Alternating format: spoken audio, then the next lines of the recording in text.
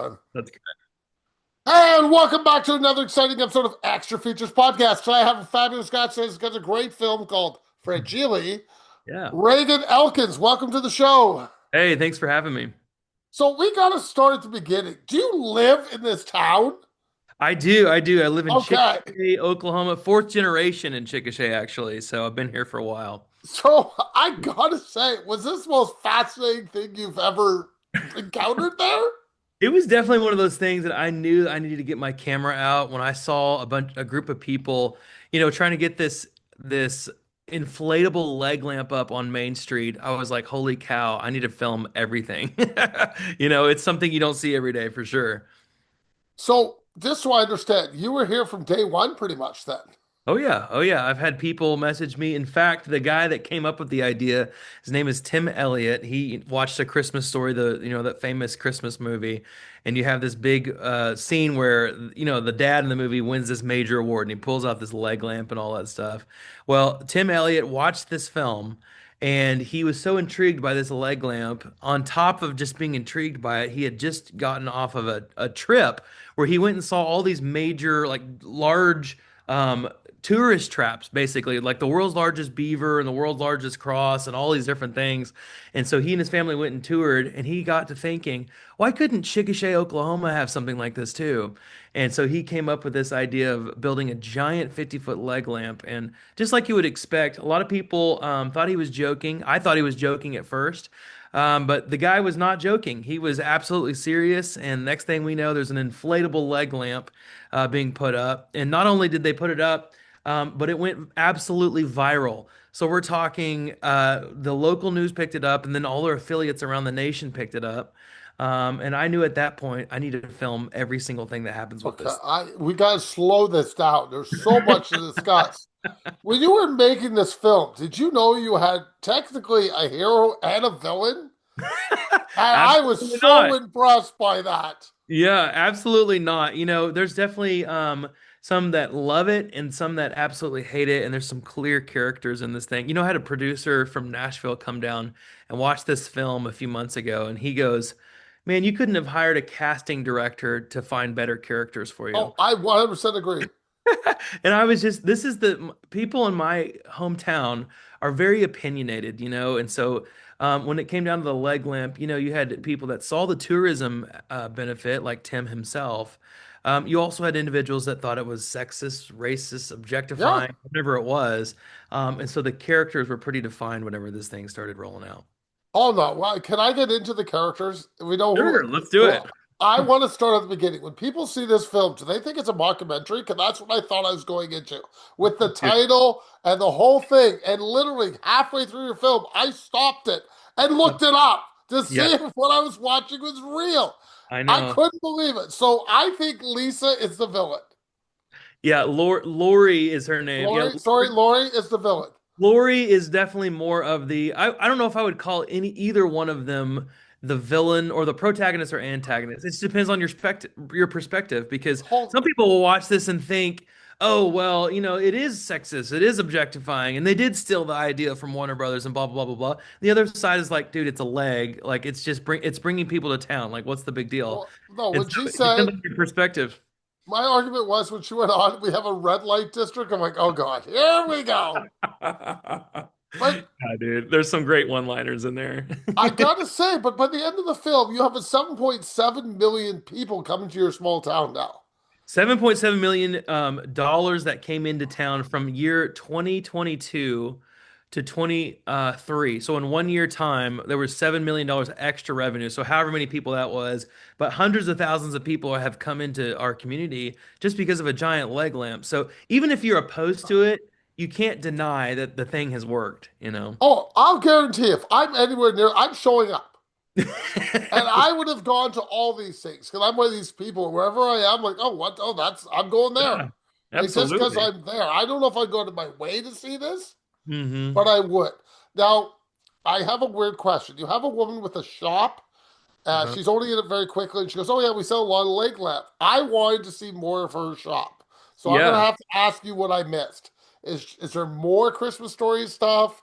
Is she just selling shot glasses? Is it what Sure. kind of shop is this? In fact, that shop has a new ownership. It's called the Crafty Queen. She's amazing. Pam down there. She sells tons of leg lamps and officially licensed Christmas Story merchandise, as well as a bunch of other things like that. But if you walk downtown Chickasha, Oklahoma right now, my office is downtown, so I see this leg lamp every single day. But right now, in all the many of the shops, there are painted leg lamps on the windows. There are leg lamps in the inside and all those things. So I would say most of downtown business owners have bought into this thing. Why? Because they are actually seeing a one-to-one, like people are coming down to see the leg lamp and then buying merchandise from them, or going and eating at their restaurant and all those things. So people have definitely come to Chickasha and spent lots of money because of this giant leg lamp. So it's pretty So wild. looking back, are you happy about the leg lamp being there? I honestly and personally, I do not care about the leg lamp. Okay. I I see, and I think that was one of the reasons why I was probably the best person to film this thing. This is my first feature-length documentary. We do a lot of short documentaries, commercials, music videos with my company. This is my first feature length to direct and produce and all of those things. So this was an experience for sure, but it was also kind of tough because I'm from Chickasha. And my family's been established here for a long time. So a lot of these individuals in this film are my friends. And so I saw them combat against each other in this Parks and Recreation style, uh, I wouldn't call it a war, but it was pretty close. You had people, that's why it felt like even in my log line, it says how a giant or how a major tourist attraction nearly tore a small town apart. Yeah. And as a Chickasha citizen, it felt like our town was being torn apart, even though from the outside it's like, come on, guys, like what are we doing? But for the most part, I think I hope that people will see even the deeper meaning in this documentary, and that is that the crazy lengths that people will go to make their town a better place to live. We all want the same thing. Whether you think the leg is sexist or objectifying, or you love the leg lamp, you think it's going to bring all this tourism in, we want the same thing. We want our town to be a better place. And that's why people get so vocal at city council and all these things over this leg lamp. It's pretty wild. Okay. How many times do you think Chickasha was said in your film? That's a great question. I need to have somebody go through and figure out how many that would be. But what's kind of cool is even from the trailer that's gone out, the trailer has done very well online. People are coming to Chickasha because of the drama even in the Oh, trailer. I'm sure I would. If I lived nearby, I would come to meet Tim Totally, totally. and Lisa or Laura or whatever. I would Or meet yeah, them. I would go and yeah, I'd go to the store. I would do it all. yeah. And I gotta say, your city council ability, they let you shoot freely in there? Yeah, so it's a public space, and I had Okay. permission from the city manager as a public space too. It's also it is broadcasted live every Oh, time okay. there's council meeting and all those things. So even so, we had a right to bring cameras in. We there's a radio station even brings their recording devices and things for audio and all that stuff. So we had permission to do so. Also, anybody walking on that premises know that they're going to be broadcasted live through the city and all that stuff. So that was all public. It was crazy though because I would just get a tip off that says, "Hey, they might be talking about the leg lamp." I didn't know they were gonna exactly what's gonna happen. So I just brought my cameras in and hoped for the best. And my gosh, I didn't anticipate what was gonna happen. I mean, that one scene, I think it's Tim talking, and he gets cut off because the 30 minutes or whatever his thing is up, and he's pissed. Yes, yes, dude. Seriously pissed. Yes. Oh yeah. No, there was quite a few moments like that where there's another individual who kind of cusses city council out because the back and forth with the lampshade ordeal and all that stuff too. So yeah, the tensions were high in the room, and you could if you were sitting in there, you could cut that tension with a knife. It was so wild. But another aspect of this story too, you have the Parks and Rec City Council stuff, but a lot of people were questioning in our town, like, well, why a leg lamp? Why not something else? And even the tourism director, who just so happens to be my brother, by the way, That's Bill. okay. Yeah, yeah. So he was the tourism director for a while. And in fact, one of the people helping me with this project were like, who was the tourism guy? And I was like, Dadgummit, it's my brother. So I didn't want to interview him, but he definitely got pretty spicy because he and Tim did not see eye to eye either. I My brother noticed had that. all these different ideas about what else could we put, instead of a leg lamp, a giant spear or this, that, or the other. And Oh, okay. So that's one of my notes. Yeah, the yeah, yeah, giant yeah. spear guy's your brother. That's my brother. Yeah, the Now, bald guy with the red beard. That's my brother. you can help me out. I like the giant spear idea. Sure, yeah. I mean, I think there's quite a few ideas that probably would have worked. But for Tim, his perspective is we are known around here as Christmas Town. Oh, Right? oh, So because whatever of the this object lights. is, yeah, the Festival of Light and all that stuff. So every single year we have hundreds of thousands of people that come to see the light display that we have, millions of lights. And so Tim's perspective though was we need something that's more Christmas oriented.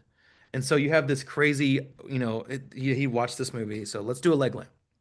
And he was pretty adamant we're not going to do anything different. So and that's fine. I mean, he was able to raise the money and all that stuff. So do whatever you want. Again, I don't really care about the leg lamp. It doesn't bother me, this side or the other. But throughout this whole thing, there was an individual who passed away in 2020 by the name of Nolan James. And Nolan James, in his obituary, claimed that he actually invented the leg lamp, and Warner Brothers, in A Christmas Story, stole his idea. So he had the whole story of some dude coming and measuring all his leg lamp and all that stuff. And then a few years later, there's a leg lamp in this dadgum movie.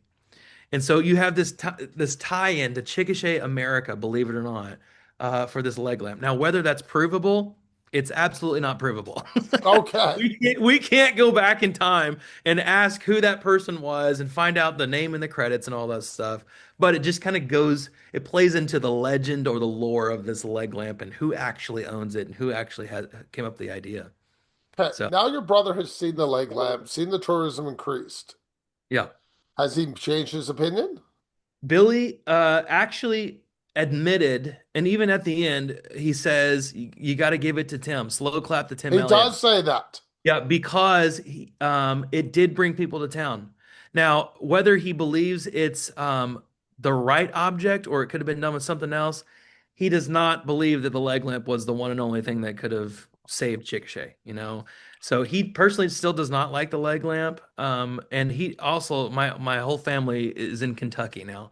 So they've all moved away, not just because of the leg lamp situation. No, I wouldn't think It so. wouldn't just be that. No, no, of course not. But all that to say is a lot of people's perspectives have changed because of the Okay. leg lamp, and to see the tourism, a lot of people have realized that it has worked. So Okay. Who did the animation for your film? yeah, so my friend Chris Castor, did the animation. I don't know exactly how he did all the work. It was a hybrid, I believe, of a little bit of AI and a little bit of Blender and After Effects and all of those things. So it's kind of a hybrid of different softwares and things like that. But my friend Yosef, who is an alumni from USAO, actually did all the two-dimensional drawings. So he had the two-dimensional drawings, and then they were converted into colorized and animated by my friend Chris Castor. So yeah, so it was a two guys that did an amazing job on it. So very Now, grateful. I understand throughout the film you're going back, doing interviews, doing interviews, doing interviews. Are there people you missed?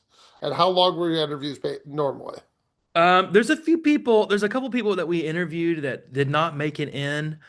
We just tried to get a nice wide range of different types of individuals. So, there's a farmer on camera at one point giving his opinion, my brother, Yes. the director, and then just like some local business owners and people on the street and things like that. So we tried to get a wide variety of different people. But the interviews, bro, I would say the main characters, the Lori, I mean, and Tim's. Um, Tim was hours and hours and hours because this was early enough on that we did not quite know the full story yet. And so we actually did two interviews with Tim, 3 hours apiece. Wow. And Tim likes to talk. Love Tim when we're friends, and I have no issues with the other side too, by the way. But yeah, we did two interviews with Tim. Um, actually more than two, because there's another scene where he's showing all the pictures of his trip that he went on, and Yes. we spent a lot of time with Tim. We spent a lot of time with Lori, and some of the other characters too. But I would say the average is probably about 3 hour interviews, and so it was Wow. a whole lot to get through actually. Now, the shot when you have the leg lamp, you go into the factory, obviously, I understand that. And then the movie. Did you do the shot when they're bringing the the leg lamp out and putting it on the truck, or is that somebody Yeah. else doing that shot? That was That's all you us, too. man. So ever so often I would have to hire a couple extra camera guys for a day. But we have a small crew of there's three of us, and we'll go out and we'll film. So, like all the manufacturing stuff, that was just me and my buddy, filming all the stuff. And I'm a licensed certified drone pilot, and so all the Ah, drone, that's what. Now you knew where I was going. yeah, yeah. So all the drone material that you see in this film is all me. So yeah, it Okay. was a good time. Great experience. I mean, all the different aspects too. A lot of people didn't realize how in depth this documentary goes. I mean, it's everything from the manufacturing No, side to the it's lore behind it to, the Christmas story tie-in to Warner Brothers and all of those things. There's so many different aspects of this film that people don't realize how deep this story goes. So so Tim does say he raised $1.4 million were raised. yeah, Where did that money come from? I know you touch on it very briefly, yes, it was but very brief. I want to know Um, where it comes from, or do you know? I do. In fact, I was at some of those the banquets where they're trying to raise money and all those things that didn't make it in the film, but um, they was locally funded.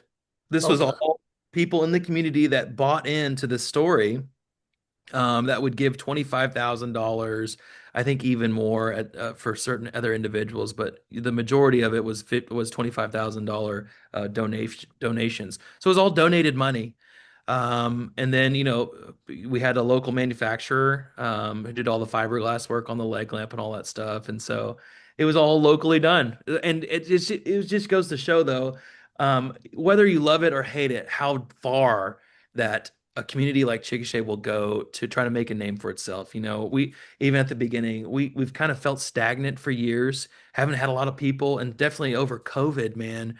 Oh, That's when this story starts in 2020.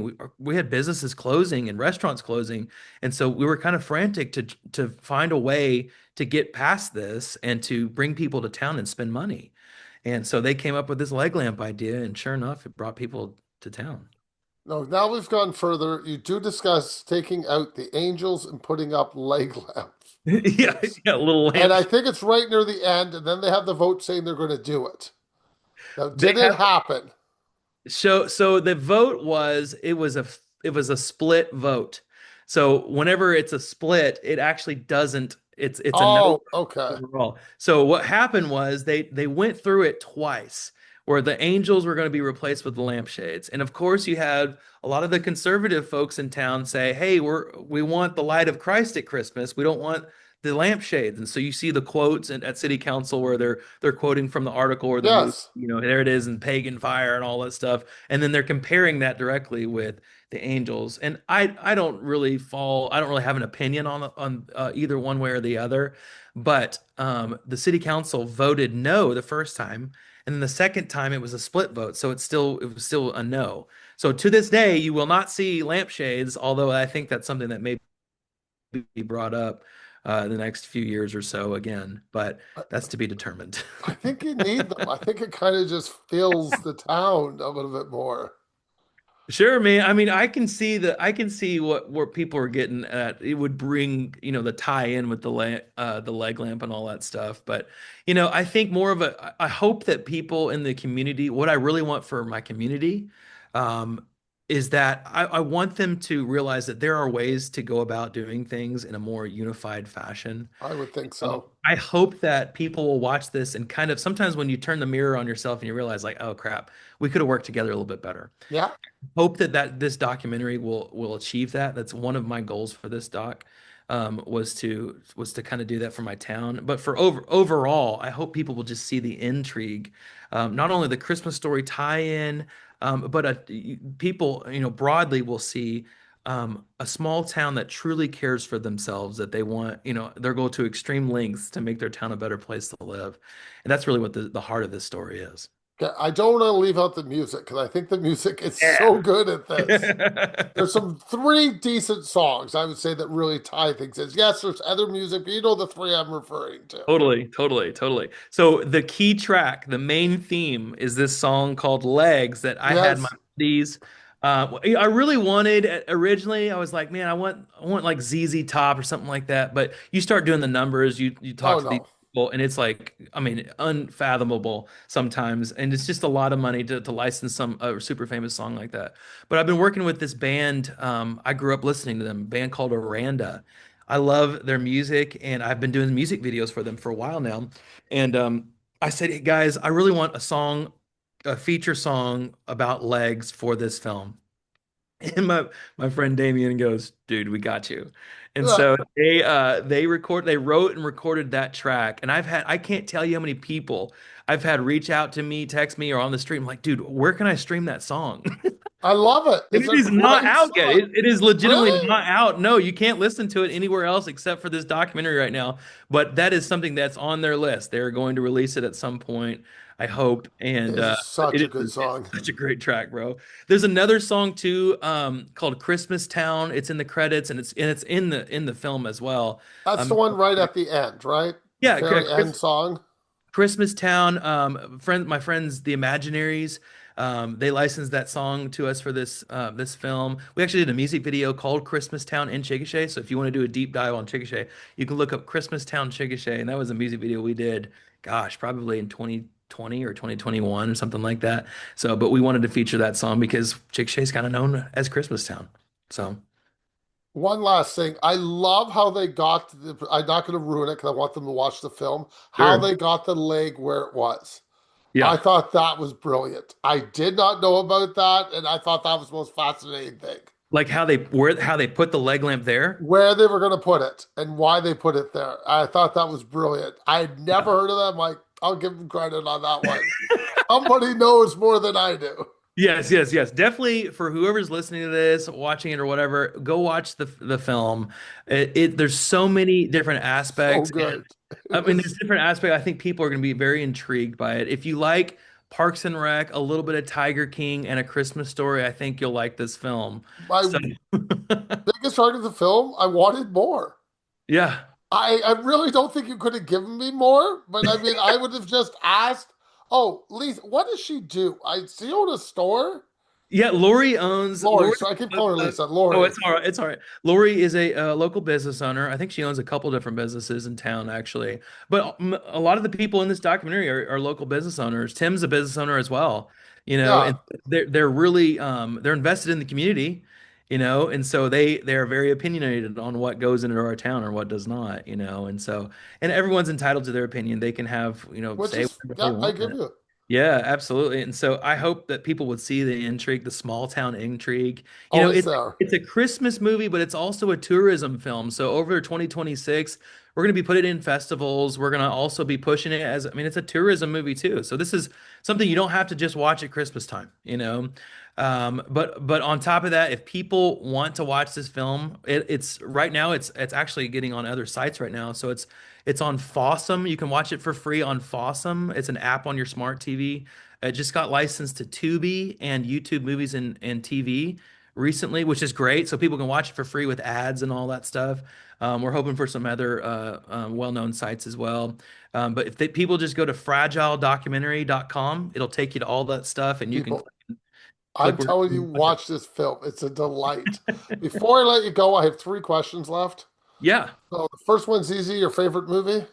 My favorite movie. Oh my gosh. I have a lot of favorite movies, but can I Give them to me. I'll give you two or three, but this is kind of where my mind is. I love documentaries, but I also really love Christopher Nolan films. Who doesn't? So Interstellar, I think, would be my top. And then I would put all the Lord of the Rings films together. So a little bit of fantasy, a little bit of That's sci-fi. fair. I Yeah. accept that. They should all be as one. Yeah, absolutely. It's the whole story. So I yeah, agree. Lord of the Rings just because of multiple different reasons, but yeah, those two are up there for sure. Second question, one film you recommend to people because they've never heard of it.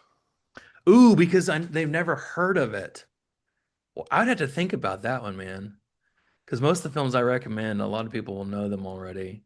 One of my favorite films that some people haven't seen, it's shocking that some people haven't seen it, is Napoleon Dynamite. So if we're having a great I time, accept that. I friends and all accept that that. stuff, I've had many people that have never heard of Napoleon Dynamite, and I'm like, bro, that is one of the greatest films of all time. I would argue you would have to be a film buff at that time to see Napoleon Dynamite. It was Yeah. huge, and then it sort of got forgotten.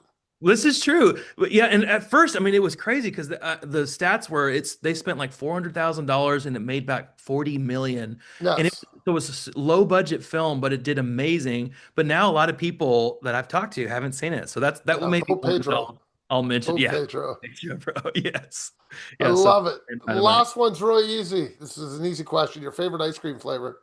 Oh, favorite ice cream flavor. I like vanilla, but man, Oreo cookie, bro, goes hard. Yeah. I'll do Oreo. Before I let you go, tell me where they can find your films. Yes, so if you go to Into Lego Media, it's on my hat right here, Oh, INT. there you go. Now he's flipping it around, so I couldn't even Yep. see it Yep. before. Into Lego Media. You can go to intolegomedia.com. You can see my music videos and a little bit of short films and commercial and things like that. It's not extensive. We just have a few films on there, but you can do a Google search on some of the other work that we've done in the past. But fragiledocumentary.com, you can stream Fragile right now for free on various platforms. So yeah, check it out. Come see, the leg lamp in Chickasha, Oklahoma. It's definitely worth checking out. So. You were awesome. Thank you for your time and have a great day. Hey, thank you, man. I appreciate it.